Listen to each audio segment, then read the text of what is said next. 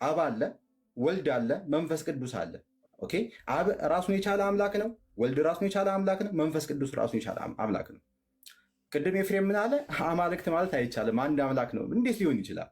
አሁን ኤፍሬም እያለ ያለው ምንድነው? 3 ብርቱካን ይዞ ነው እኔ 1 ብርቱካን ያስኩት እያለ ነው ባጭሩ ማለት ነው። ኦኬ እንደዚህ 3 ብርቱካን ለህዝቡ እያሳየ እናንተ ሙስሊሞች 3 ብርቱካን አትበሉ፣ እኔ ያስኩት 1 ብርቱካን። ይሄ ነው በቃ ባጭሩ። ኦኬ ስለ ይሄ ነው። ሌላው ደግሞ ምንድነው? አሁን ቅድም እንዳልኩት አንድም መጽሐፍ ቅዱስ ላይ አንድም ነብይ እግዚአብሔር መሆን አላስተማረም። ስለ ስላሴ በአካል 3 አንድ አምላክ ራሱ ኢየሱስ ክርስቶስ ለራሱ ይህን ትምህርት አልሰጠም። እሺ 3% የሚባል ነገር የለም። እንደዛ መጽሐፍ ቅዱስ ላይ 3% የሚል ነገር የለም። ይምጣ እንደዛ የሚባል ነገር ኦኬ።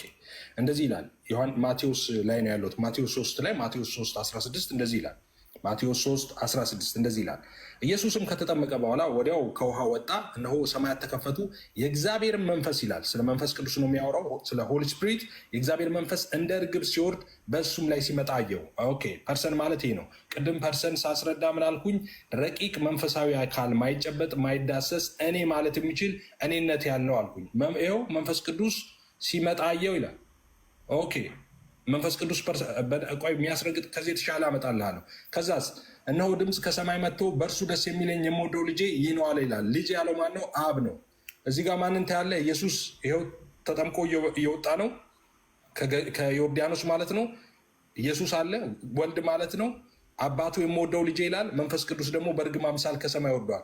3% ማለት ይሄ ነው። እሺ 3% ማለት 3 ብርቱካንና ሙዝ አይደለም። እዛ ኢት ፍሩት ነው እሱ ያለው። አስመዝነ ልጠብላ። እኛ 3 አምላክ አምልከን አናውቅም፣ ልናመልክም አንችልም። የምናመልከው ስንት አምላክ ነው?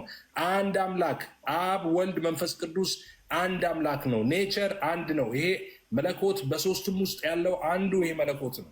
አብ የራሱ አምላክነት የለውም። ወልድ የራሱ አምላክነት የለውም። መንፈስ ቅዱስ የራሱ አምላክነት። የአብ አምላክነት ከወልድና ከመንፈስ ቅዱስ የተለየ አይደለም። የወልድም አምላክነት ከአብና ከመንፈስ ቅዱስ የተለየ አይደለም። የመንፈስ ቅዱስ አምላክነት ከአብና ከወልድ የተለየ አይደለም። ራሱን በ3 አካል የገለጠው አንዱን አምላክ ነው የምናመልከው እኛ። አንድ አምላክ